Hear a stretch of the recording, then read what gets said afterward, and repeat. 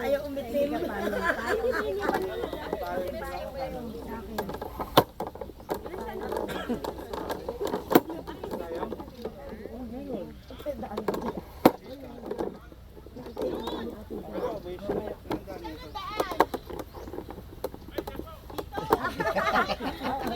Ito ang tinignan natin eh.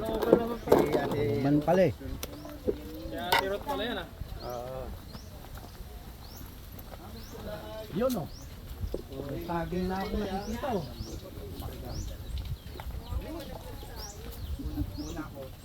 Binigyan ni Lodi.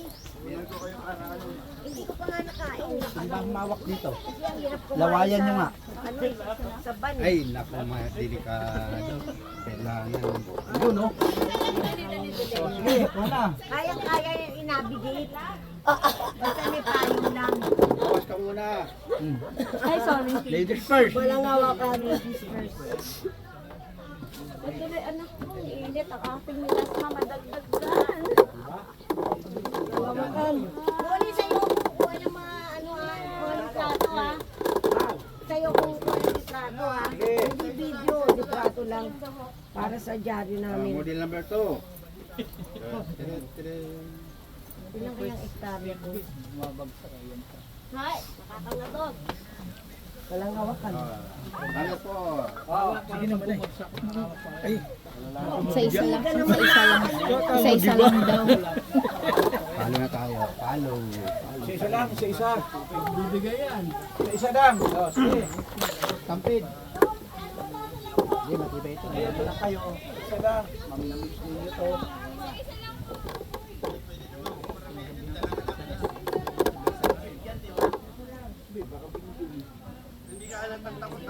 Nauga pala eh. Gumagalaw. Kain niyo ng mga saging. Oh, si Ma'am Kate nadaan. Isa lang daw. Pinapalatag ka ng nono na. Umayos ka, Nolan. Isa lang daw.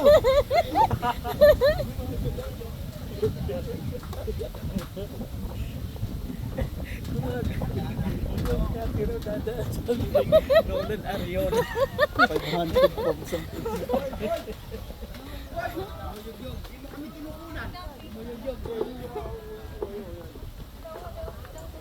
yun! Saging.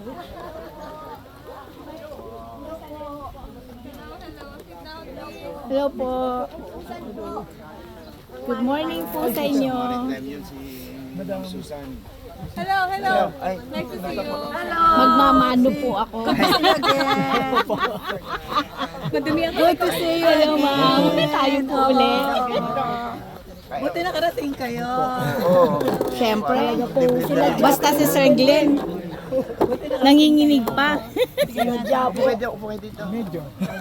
Sa Maynila pa. Sige, pahinga tayo. Meron kami mga farm produce dito pwedeng kainin.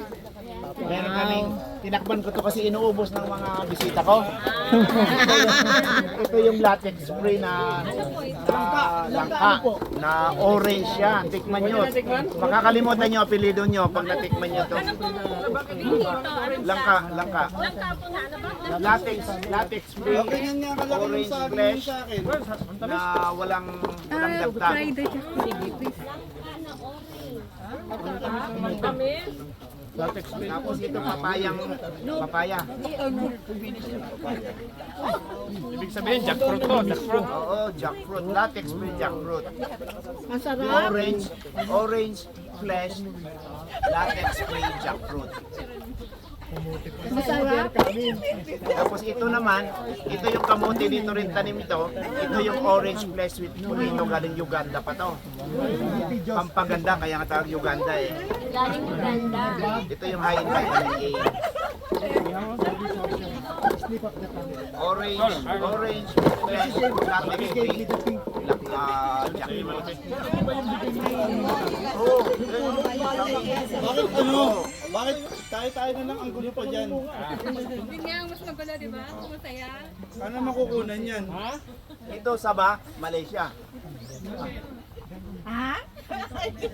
Sabah, Malaysia. Lawrence reacting. Tunog pa lang sa Bang Malaysia, no? Papakita ko lang sa video. Okay, para may iba. Ito. Tignan niyo po. Taba na mali. Ang sarap. Sabah, Malaysia. Oo, pwedeng puto. Pwede niyong lulunin yan. Malaysia. Balat pala. Oo. Ate, akit ka na kaya sa upuan.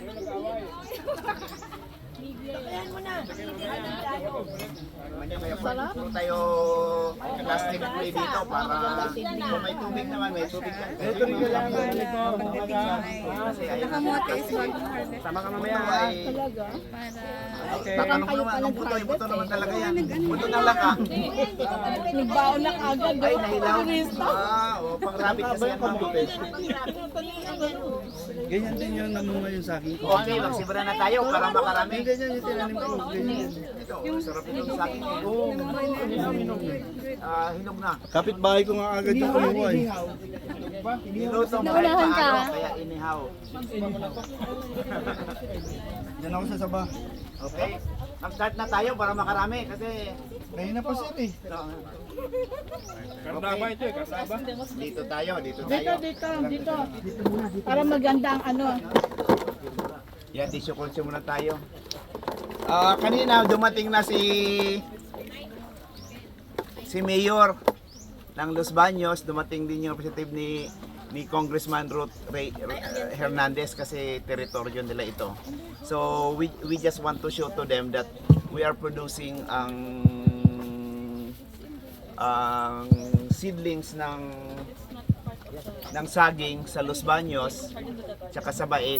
Tinatanim to we are planting it in the different locations in the Luzon area. So I want to introduce first yung mga kasamahan ko. Actually, this is OMG Farm. Oh my God. Oh my La and Glen Farm. Oh my Glen Oh Farm. my Glen Farm. Actually, ang original na kwento dyan ay dapat GMO farm ito. Glen and Myla Organic Farm. Pero baka batuhin ako GMO farm eh. Hindi masyado palatable sa iba. Alam ko palatable sa inyo, but ginawa ko na lang OMG. So, Oh My Glen Farm, Myla. Against the light, sir. Glen Farm. So, ito, mayroon din kaming ipa-demonstrate sa inyo kasi part ng OMG, may farm ako sa Baiden, tsaka somewhere, ayaw ko na sabihin, baka may tagadar sa inyo. Na we are also developing farm. Nandito yung mamaya di-demonstrate siguro parang pagpalipad ng drone, paano drone technology yung ginagamit namin dito. Nandito si Rodel Anunciado, ang farm manager, at the same time CEO namin sa Binhi Incorporated. Nandito rin si Glenn Baticados. Iwan ko anong ginagawa nito, pero mamaya i-explain niya. So we are more on the processing ng banana, paano ipaprocess siya, paano siya i-market. Kwento lang yon. Ikwento namin sa inyo, but of course we are still a surviving company. So ito yung tissue culture. May hawakan mo yung saging ko, hindi ko nauubos eh. Ito na, just to give you example, this is yung Cavendish. Okay?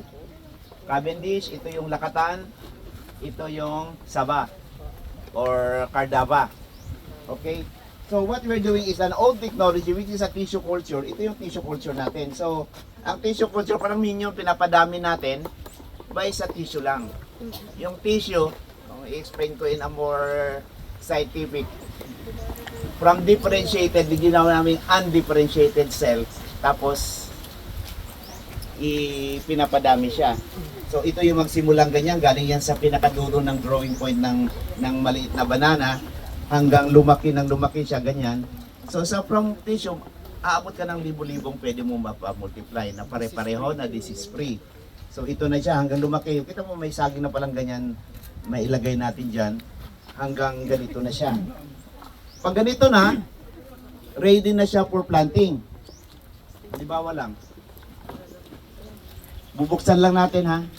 Nagtanim na ako dito, parang first time niyang nilabas. Parang sa nursery siya. Ilalabas natin siya. Okay? Yan, yung pagkain niya, nangingitim na, ibig sabihin dapat lumabas na siya. So, sa isang bote, so isang 1, 2, 3, 4, 5, 6, 7. 7. Itatanim natin to siya ngayon. Pero kailangan dito, hugasan muna siya. Nagdi-demo na ako. hugasan yung ilalim para pupunta na siya ng itatanim mo namin dito. Itatanim muna natin dito. Tapos dito naman humintingin. Yung mga planters namin, 3 segundo lang na itanim na. Pag matanda na, mga 2 minuto. Ganyan. Pagkatapos niyan, gaganito na siya kalalaki, hanggang ganun na kalalaki, na ready for planting na. Mamaya, mapapakita namin sa inyo, mag-ceremonial planting na rin kayo mamaya. Sir, ilang months na yan? Yung pwede nang itanim? Mga 1.5 months. Mga 1.5 months bago itanim. Palakihin mo natin. Sir, Kumbaga, paano po yung agwat ng pagtatanim niyan? Agwat niya? agwat 2 meters by 2.5. So sa isang hektarya, mga 1,800 to 2,000 Okay. ang itatam niyo ng ganito with that size. Tapos sir, paano po yung pag-watering niya? Ilang beses? Pag Kasi yung sa akin natutuyo na, namatay eh. Namatay yung sa akin. sabi ko yung parang pag-ibig yan. Pag sobrang lagi mong dinidiligan, lagi mong kinukot-kot, dapat mapahirapan mo ng kaunti. Para dapat kung nasa Papamis ng konti. papamis kayo ng kaunti. Mga Okay. once a week dapat. Okay. Papabayanan mo na lang. Oo, minsan pag nalukot na, ayun, lagyan ng tubig. Kasi minsan sobrang tubig, kailangan din yung ugat ay kailangan niyang humihinga. Kaya magkaroon ng they call it aeration. Sir, yung from battle transfer do sa ilang araw po yun? Yung nasa battle, bago Nasa transfer. battle, depende yon. Depende ba si Rodel? Yung aming CEO. Pero ang bote kasi yan. Pag dumadami siya, hinahati namin ng hinahati. Pinaghiwa-hiwalay. Pinaghiwalay para sa isang tissue, abot ng 1,000 yan. More than. Kaya pa, depende sa ilang split mo, pwedeng hanggang 8 times mo i-split. Tapos after that, paugatin mo na. Tapos i-split mo ulit sila hanggang maging ganun. Depende sa pagmamahal. Hanggang maging ganyan. Hanggang ganun kaya niya. Di ba? So depende sa chemical manipulation mo dito para palagyan mo na ng ugat, palagyan mo na ng bunga. Buti din na susuffocate yan, sir. Nasa sophisticate din yan sila. Hindi na sophisticate. Para bang baby sa tiyan, parang ano kayang ginagawa doon? Oo, para kaya tawag nito ay sa tissue culture, yan tissue tapos lagay sa nursery. Tapos elementary na siya pag tinanim mo doon. Kaya nga nursery ang tawag doon kasi parang nursery yan. Sir, pwedeng malaman yung cost of production. Cost. Ay, sana yung aking mga business plan dito. Saan si Rodel? Ayun si Rodel. Del, dito ka na nga. At cost of production na.